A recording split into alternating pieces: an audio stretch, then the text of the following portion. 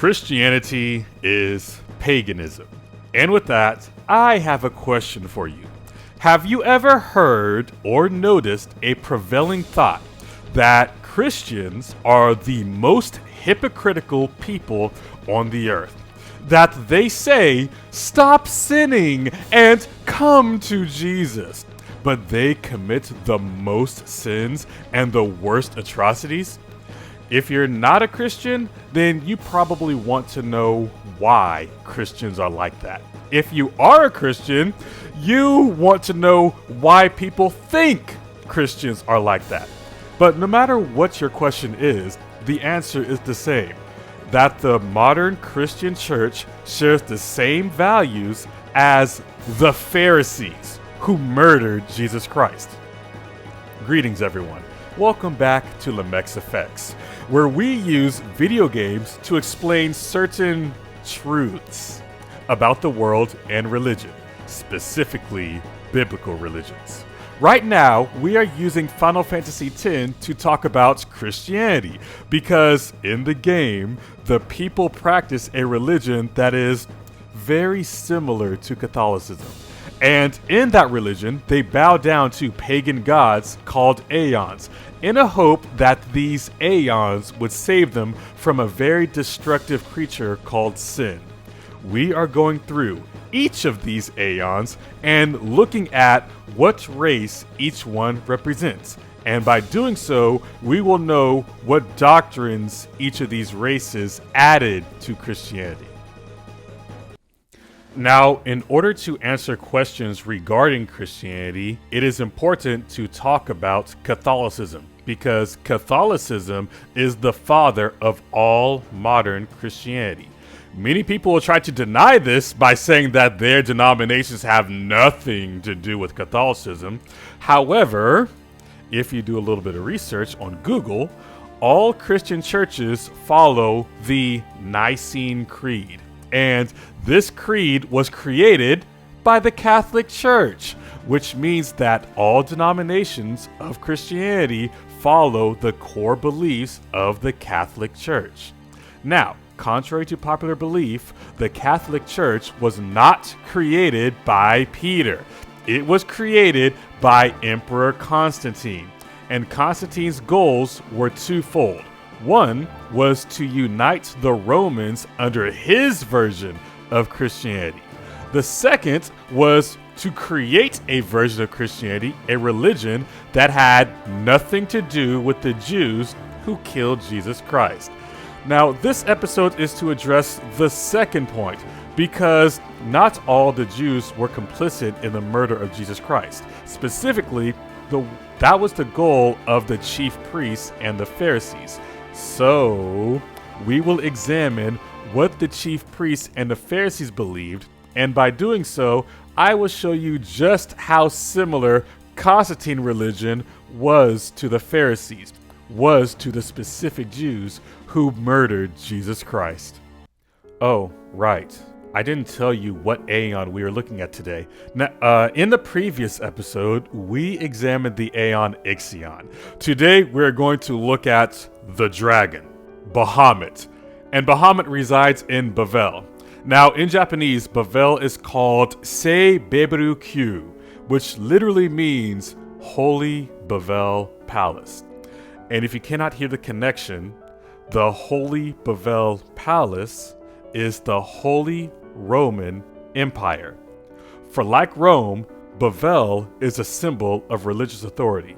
And because of that, like the Vatican in Rome, Bavel has its own personal military, which is the greatest military in the world, I think. And yes, if you didn't know, the Pope has his own military.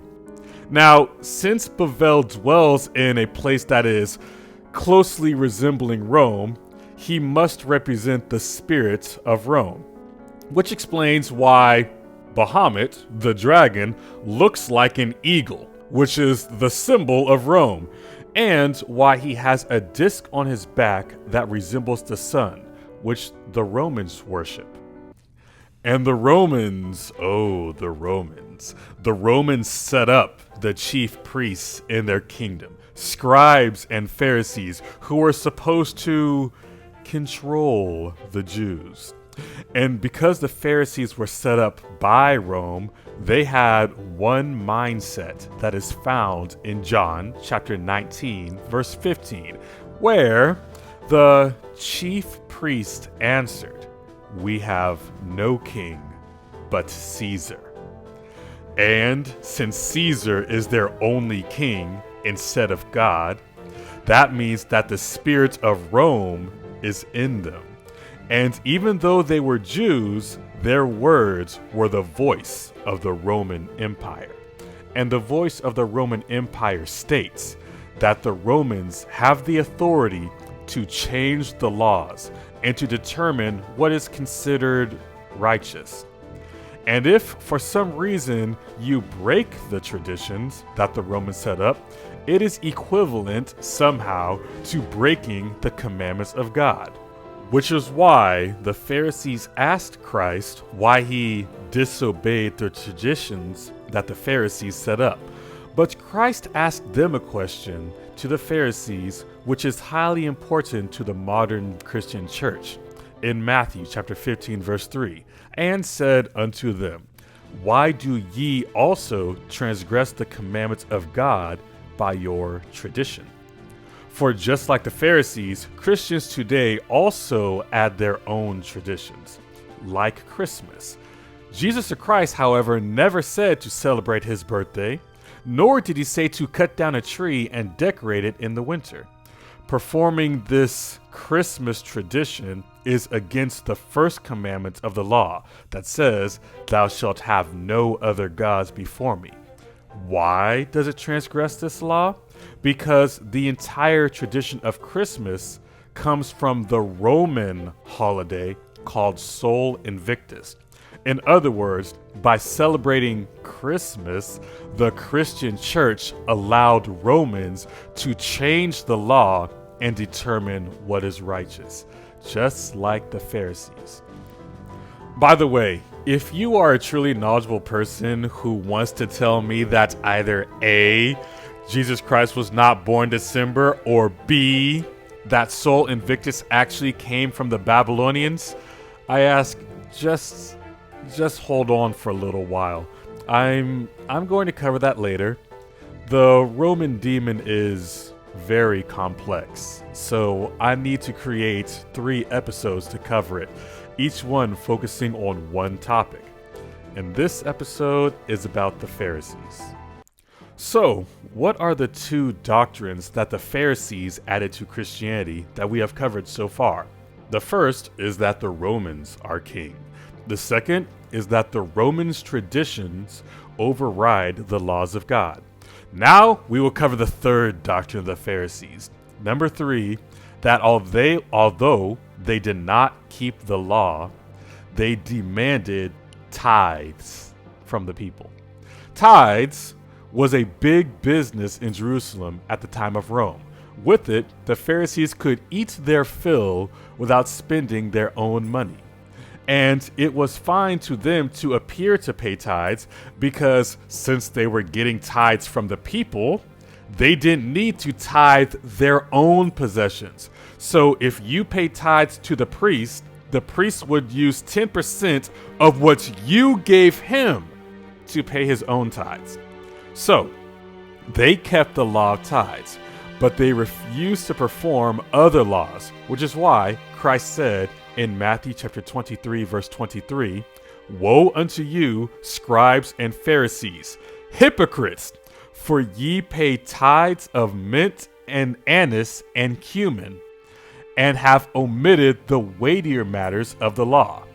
And so, today, the Christians, the modern day Pharisees, these hypocrites, demand tithes of its congregants, but they omit the weightier matters of the law, claiming that the law is done away with. Therefore, remember the question at the beginning. Why do people see Christians as hypocrites? One reason is that they claim to be godly, but they do not follow the laws of God. So this is Yevon's true face. They betray their own teachings. But the Pharisees did not like that Jesus Christ called them out for their transgressions of the law.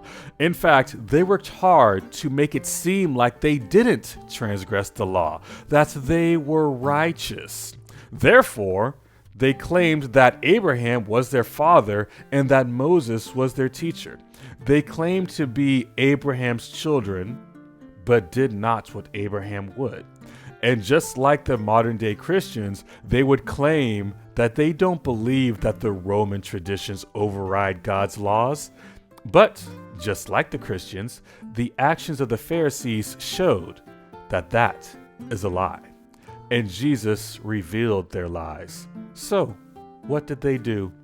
They lied some more. They made lies their refuge. In Matthew chapter 12, verse 10. And behold, there was a man which had his hand withered, and they asked him, saying, Is it lawful to heal on the Sabbath days? That they might accuse him. So, they asked Jesus if it was lawful to heal a man on the Sabbath. And the idea is that if Christ did heal this man, then he broke the Sabbath, because healing is supposed to be a form of work, right? Now, a Christian would say that because Christ did heal this man on the Sabbath, he must have broken the Sabbath. Why do the Christians say that? Because the Pharisees said so. In other words, the Christians believe the Pharisees. But remember that the Pharisees are traitors who are only loyal to Rome. So they are not reliable sources to determine what is lawful. They play the role of the devil in this moment, who the Christians love to say, the devil also knows the law, right? So, if you're in a court, how do you beat a prosecutor who knows the law better than you? You beat him by knowing the law enough to defend yourself. So the question is it lawful to heal on the Sabbath? Well, usually, when Christ heals, he says, your sins are forgiven. So, oftentimes, healing is synonymous with forgiving sins. So the real question is it lawful to forgive sins on the Sabbath? Well, in the law, there is one way to have your sins forgiven and therefore to be cleaned of your sicknesses. And that is by burnt offerings, found in Leviticus chapter 14, verse 20.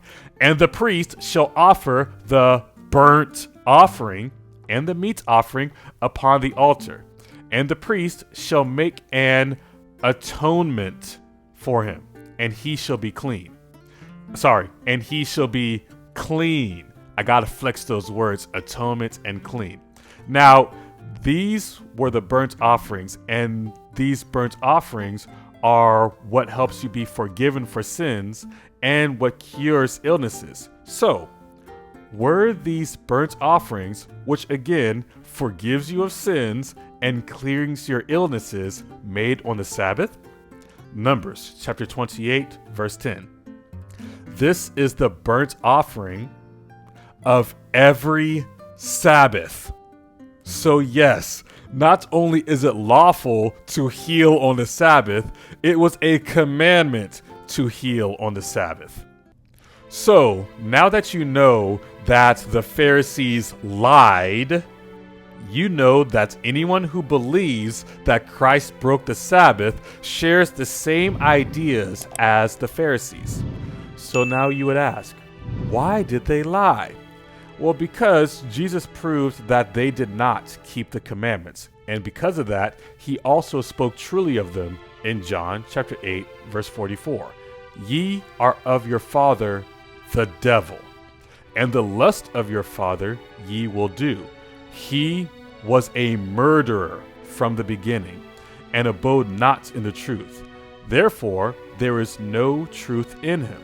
When he speaketh a lie, he speaketh of his own, for he is a liar, and the father of it. The Pharisees were of the devil, and like the devil, they were liars and murderers. So, because Christ caught them in their lies, they sought to murder him. Breaking the Sabbath, you see, is punishable by death in the Jews' law. So they tried to accuse Christ of breaking it so that they could kill him, but it failed. So in Matthew chapter 26, verse 59, it says, "Now the chief priests and elders and all the council sought false witness against Christ to put him to death." You are Yuna? You certainly don't look like Maester Keenock's murderer. What you say? Please, tell us what has happened. Maester Micah just issued a personal order, you know. It said that you and your guardians murdered Maester Keenock and fled. We are to kill you on sight, or so it says.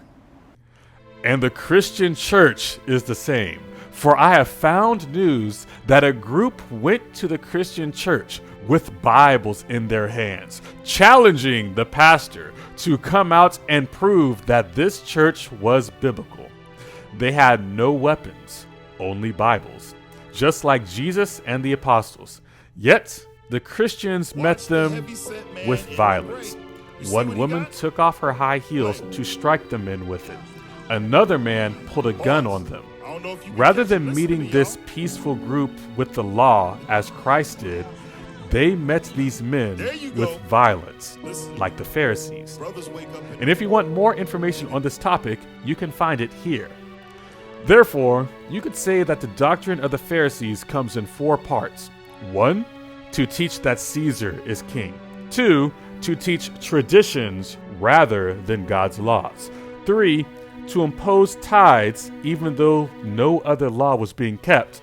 And 4, to call oneself the servant of God or Christian without doing anything that the Bible commands.